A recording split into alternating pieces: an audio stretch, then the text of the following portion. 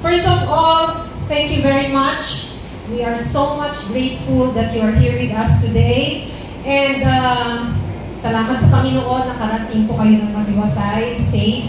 And sana pagbalik po ay ganun din. Welcome to our Employers Forum for today. And please extend also our thanks to your boss po, kung hindi po boss yung nandito ngayon, for allowing you to join us today.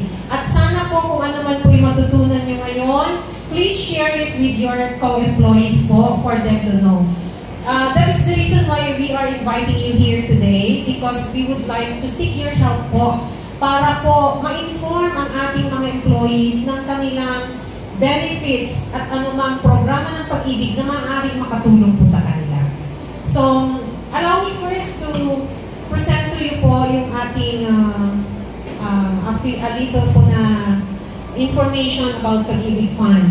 So, sino po ang first time na mag-join po dito ngayon sa ganitong event? Meron po ba mga first time mag-attend? Wow! So maganda, marami pa ng bago. So talagang kailangan natin i-review ito. Pasensya na yung mga dati na naka-attend. May konting review po tayo. So ano po yung twin mandates ng Pag-ibig Fund? Ito po yung reason for the existence of Pag-ibig Fund. Actually, Pag-ibig is governed by a Republic Act, RA 9679. I mean, it was born out of Republic Act 9679, but there were other previous laws po na lumabas po, creating Pag-ibig Fund. Pag-ibig actually was created way back po, nung time pa po ni former President Ferdinand Marcos. It's one of the successful programs of the Marcos administration there. And ang kanyang mandate po, dalawa po yan, laging magkasama po yan. Kaya twin, kambal po sila. First is Provident Savings. Ibig sabihin, para lang po tayong nag-iipon dito sa Pag-ibig Fund. Hindi po siya expense. Sabihin po natin sa ating mga empleyado, kasi may mga cases po na dinadalaw po ng ating marketing and enforcement team, sasabihin nila, ayaw po kasi ng aking empleyado, mami. Hindi pwede po. Nasa batas. Obligado po si employer na ipatupad yung batas sa kanyang mga employees. And ang liable po will be the employer, hindi po yung empleyado. So, nag-iipon lang po tayo sa Pag-ibig Fund. Explain po natin, yung hinuhulog actually niya ay meron pong ibibigay na katapat ng ating opisina for the employer counterpart. Kaya, nagdodoble yung kanyang savings kaagad. So, explain yan further later ni Sir Edison. And, sana huwag niyong i-consider na expense. Kaya, ang tawag naman namin savings. Hindi po expense actually ang ating Pag-ibig savings. Dahil iniimpok lang po natin yan para palaguin po ng Pag-ibig Fund. Ang isa pang mandate po is home financing or shelter financing dahil mandated po sa batas, sa Pag-ibig Fund law, na at least 70% ng investable funds ng Pag-ibig Fund should be invested in shelter financing or home financing. Kaya po, ang number one business po ng Pag-ibig Fund ay pabahay. I-explain din po yan later ng ating kasama from the La Union Housing Business Center, si Sir Huge. Okay. Ano ba ang ibig sabihin ng pag-ibig sa Pag-ibig Fund? Lahat po ba kayo may pag-ibig na? Dalawang klase pag-ibig yan. Yung pag-ibig na alam ninyo at yung pag-ibig na Pag-ibig Fund. Sana lahat ha? Baka mayroon naman nandito na walang hulog. Ma'am Fe, so natin muna. Okay. So lahat po tayo mayroong pag-ibig. Ang ibig sabihin po ng pag-ibig, pagtutulungan sa kinabukasan, ikaw, bangko, industriya, at gobyerno. Actually, this was given as the name of the program by no less than the Minister of Human Settlements then, the former First Lady Imelda Marcos. Siya ang nagbigay ng pangalan na Pag-ibig. And actually, Pag-ibig started under her talaga. And also, naging 1 million peso question to sa game show ni Chris Aquino at hindi po nasagot ng contestant. siguro hindi siya Pag-ibig member kaya hindi niya alam. Or baka kahit Pag-ibig member, hindi rin siya aware na yun ang ibig sabihin nito. Kaya memorize niyo rin, malay niyo may mga pag-games sa inyo. Yan pala yung tatanungin mo. At least nanalo kayo. Okay? We would also like to share with you yung snapshot ng ating pondo.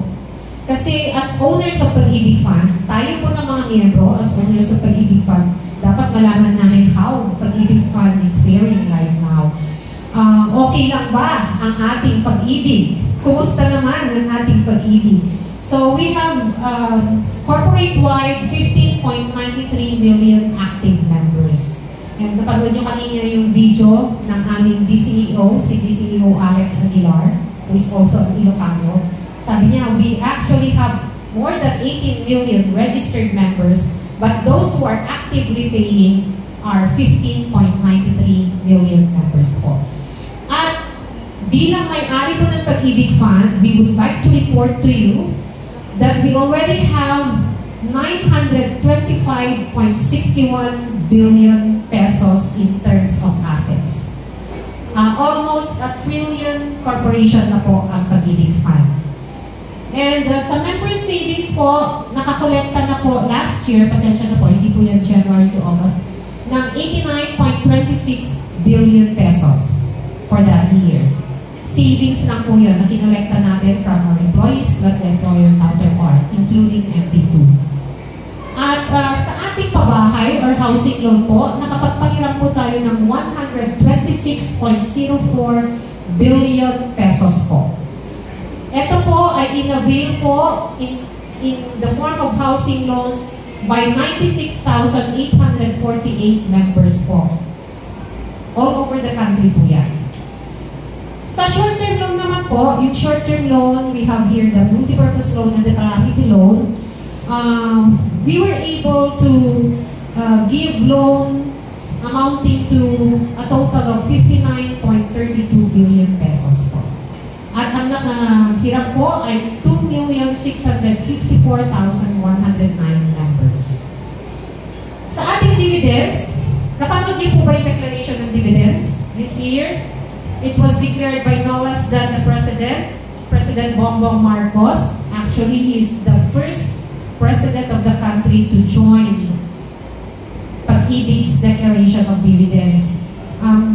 Masyado po siyang natuwa dahil ang project or program noon ng kanyang tatay ay still existing successfully until now. And actually, he already invited himself to the next declaration of dividends next year. Inibitan na niya yung sarili niya, see you next year. Sabi na naman niya. So it will be the third time that we will be joining us. So last year, ang na-declare po is 6.55% for our regular savings. Ano yung regular savings po natin? Yung employee share plus employer share plus your dividends earned, kasi kumikita siya every year, yun parang interest sa bangko, which becomes your total accumulated value or total savings. Multiply po ninyo yung 6.55%, yun po yung kita ng ipon natin sa Pag-ibig Fund.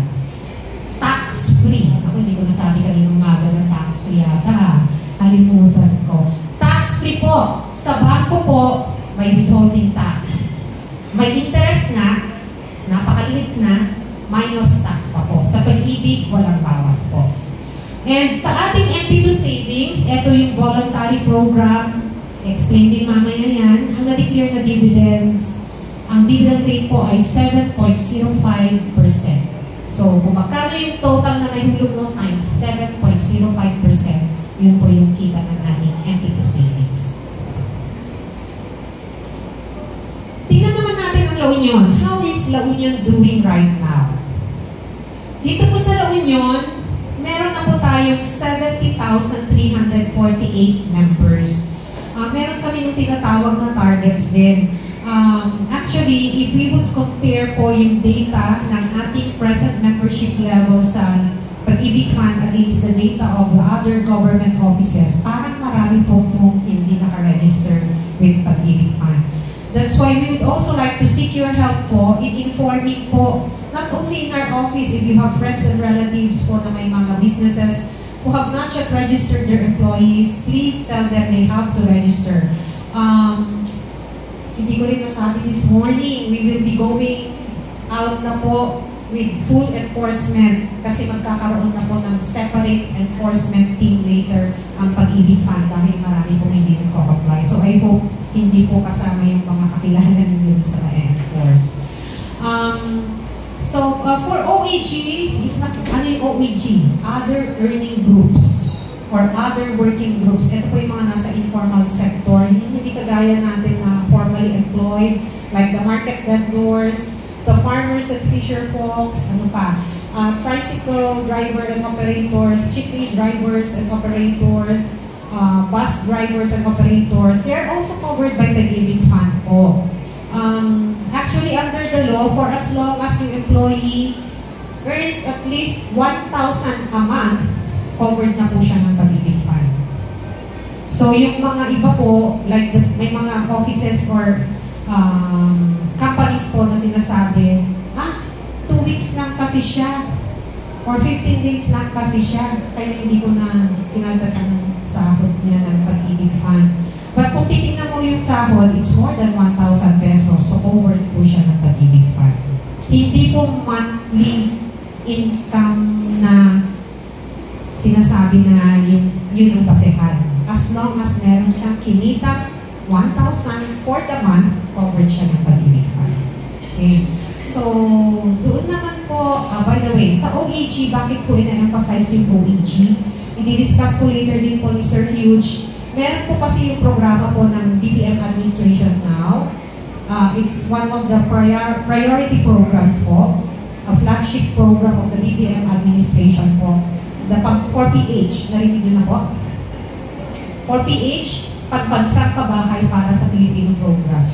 Actually, sila yung unang target beneficiaries po dito sa ating Pagbansang Pabahay or Pagbansang Pabahay para sa Pilipino program.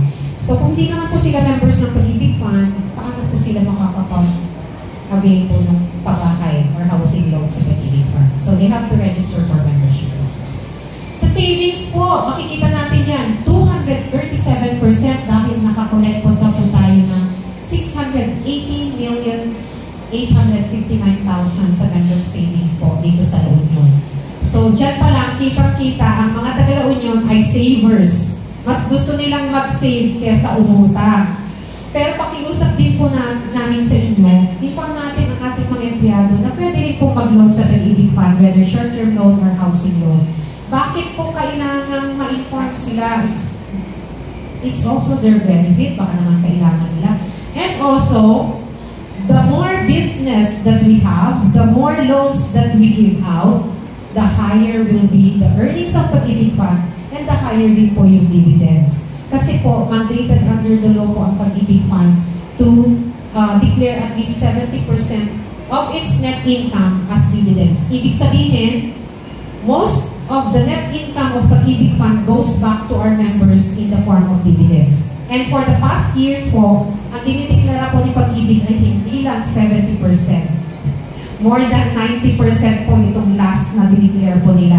Napakakonti ang naiwan para sa other operational expenses po. Next, another. Doon po sa ating Loyalty Card Plus, meron na po tayong 62,559 na na-issue since the start of the Loyalty Card. In case you are interested po, coordinate na lang po with our marketing team. And doon sa ating short-term loan, ang naipahiram po ay 303.1 million pesos na po at the end of 2023 to 10,052,000 borrowers po.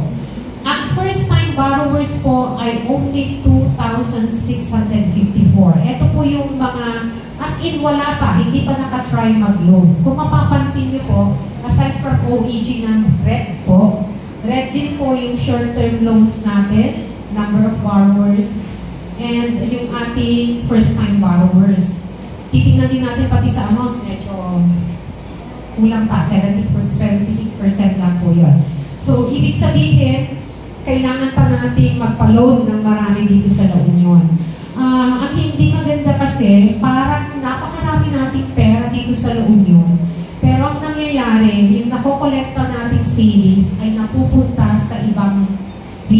or ibang province, sila po ang gumagamit in the form of loan kung wala pong naglo-loan dito sa La Union.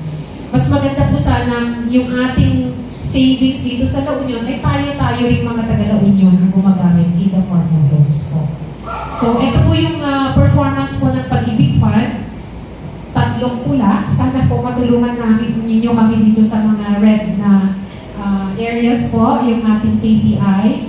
Sa ML po, or membership level, 97% na po tayo. Sa OEG, only 54%. Sa member savings, walang problema. Napakaraming nagsisave, 237%. But for this year, kailangan din po namin ang tulong ninyo. Kasi pula kami ngayon sa savings. Wala kaming malaking milyones kasi last year malalaki 40 million, 10 million, mga ganun ang hinuhulog nila sa MP2. But this year, medyo konti po. So baka yung mga boss nyo po, hindi pa nila naririnig yung MP2, pa-inform din po sila, baka hindi pa nila alam. Ito yung negosyong walang hirap, not even laway. Kasi minsan ka lang pupunta, bagsak mo na, one time pwede. Aside from yung monthly, pwede rin kasi monthly. One time lang nilang binabagsak yung mga negosyante po dito sa San Fernando. Marami na po akong nakita pumunta sa office na negosyante. Pinasok ko lahat sa MP2 yung kanilang mga pera. Yung iba tinesting lang, bumalik nung na-declare yung dividends, nagdagdag pa. So, if you're interested, please inform us po, yung mga boss po ninyo. We are willing to arrange an appointment, a schedule with them, just in case busy po sila at hindi po makapunta sa opisina. Saan pa ba tayo red? STL number, palawag po tayo, sabi ko nga kanina. Yung new employees po, i-discuss ni Mother ka mamaya, pero sasabihin ko na, basta mo meron ng 2 years or 24 monthly savings, pwede na po silang mag-loan sa Pag-ibig Fund. Baka kala nila hindi pa pwede. So pwede po, inform po natin sila. Okay. Next. Share ko lang din po ang mga recognitions ng Pag-ibig La Union Branch. For the whole year of 2023, number 1 po ang La Union Branch sa members savings for small branches. Small lang po ang category ng La Union. Ang lalaki kasi ng ibang branches, 100,000, 200,000 po ang kanilang membership level. Yun po yung mga big branches. La Union is 70,000 plus, so small branch po siya. Pero at least, number 1 ang La Union nationwide sa mga small branches for the second SEM and the whole of 2023 po. Okay. Share din po namin sa inyo yung recognitions ng Pag-ibig Fund. Kasi whatever recognition that Pag-ibig Fund receives is also a recognition of not only the officers and employees of the fund, but also the members who have entrusted their money with us. So, meron na po kaming 11 straight unmodified qualified opinions from the Commission on Audit. We are being audited by the Commission on Audit. Anong ibig sabihin nito? Ang finances po ng Pag-ibig Fund ay walang problema at napapangasiwaan ng mabuti po. So, ang pera po natin ay safe na safe with Pag-ibig Fund. Okay? Next. ISO certified na po ang Pag-ibig Fund, 9001-2015 for housing loan processes, short-term loan processes, provident benefit claims processes, and membership registration processes. Ibig sabihin na o-audit po yung pag-process po namin ng mga transactions na ito. May third party actually po yan. And then nire-rate po kami. Sasabihin po kung nakapasa o hindi. Pag hindi nakapasa na po, lagot. Yan po. Next. Okay, 2015. We also have ISO certification 27001-2017 for our information security management systems. So yung aming information security management system ay ISO certified na rin po. We also received 2022 Asia CEO Awards for Leadership Team of the Year and Service Excellence Company of the Year. Another award po. We also have the Outstanding Development Project winner for Corporate Governance for the Lingkod Pag-ibig Campaign. Another award from the ASEAN Social Security Association Awards of 2023 for Service Excellence Award for Financial Literacy for the Lingkod Pag-ibig on Wheels. Ito po yung van po ng Pag-ibig na pumupunta sa different municipalities or offices para po extend ang services ng Pag-ibig Fund. So pwede natin gawin yun dun sa mga big offices po or in certain areas, dalhin po namin yung Lingkod Pag-ibig on Wheels doon. However, yung request po should come at least, Sir X, kaya ba ng 1 month or 2 months before? 2 months yata. 2 months before the schedule kasi umiikot po yung van po. Limited as of now, but we are expecting another 10 po na darating. We also have awards from the Golds TV for the most innovative Facebook page for our Pag-ibig Fund official page. Lahat po ba naka-like na sa Pag-ibig Fund official page? Doon po ina-announce lahat. New programs, acquired assets, open positions, nakapublish po lahat doon. Another Golds TV award is for our Lingkod Pag-ibig Coffee Table Book for the company history publication of up to 50 years. Even our CEO has received several awards po. Kilala niyo po siya. Taga-La Union po siya. She is Miss Marilyn C. Acosta, a resident of La Union. And actually, she is originally from Norbacan, Ilocos Sur. Sa bahay niya is dito sa San Fernando City. Meron din po siyang farm sa Masico. And then, meron din po siyang beach farm sa Baroro. So, siya rin yung dating regional manager po namin. She actually was my former boss when I started with Pag-ibig Fund. So, napakarami yung award. Accountancy Centenary Award of Excellence. Golds TV Award for Female Executive of the Year for Government or Non-Profit Organizations. Woman Leader of the Year for the Circle of Excellence. And she is also the Asia CEO Awards Shiro of the Year for Circle of Excellence. So that ends my presentation. Again, welcome to our Employers Forum for today. At sana po makinig po tayo at i-share po natin kung ano man po yung matutunan po natin. Maraming salamat po.